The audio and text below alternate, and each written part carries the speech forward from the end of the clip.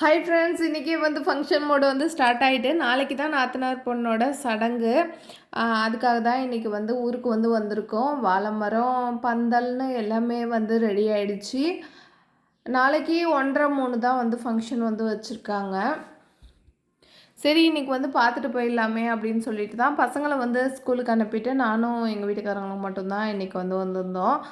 பசங்க வந்து ஒரு 4 o'clock வந்து பசங்களுக்கு ஸ்கூல் விட்டுடுவாங்க. அதுக்குள்ளே வந்து போகணும். சரின்னு கொஞ்ச நேரம் உட்காந்து எல்லாரையோடையும் பேசிக்கிட்டு அப்படியே மதியான சமையலும் அப்படியே நாத்தனார்லாம் வந்து ரெடி பண்ணாங்க.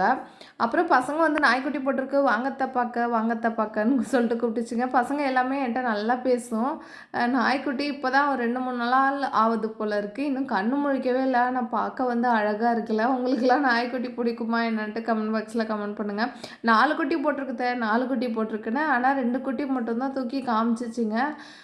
பாக்கியை வந்து உள்ளேருந்து எடுக்க முடியல. நாய் எதுவுமே பண்ணல, கம்முன்னு இருந்துச்சு.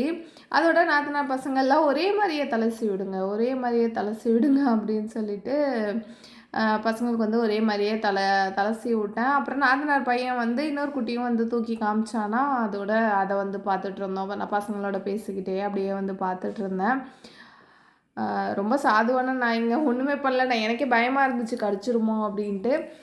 இதுதான் வந்து நாத்தனார் பசங்க, அப்புறம் மச்சான் பொண்ணு எல்லாமே வந்து இருக்குது.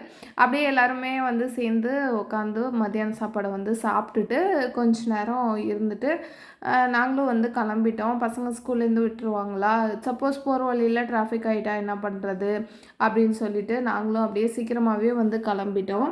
நாளைக்கு ஃபங்க்ஷன் எப்படிலாம் போகுதுன்ட்டு அடுத்த ஷார்ட்ஸில் வந்து பார்க்கலாம். ஃபுல் வீடியோவும் நான் போட முடிஞ்சால் கண்டிப்பாக வந்து போடுறேன். இந்த வீடியோ உங்களுக்கு பிடிச்சிருந்தா குட்டியை ஒரு லைக் போட்டுங்க. இதுவரையும் நம்ம சேனலை சப்ஸ்கிரைப் பண்ணலன்னா சப்ஸ்கிரைப் பண்ணிங்க ஃப்ரெண்ட்ஸ். அப்போ தான் எனக்கு எனர்ஜி கிடைக்கும். தேங்க்யூ, பாய்.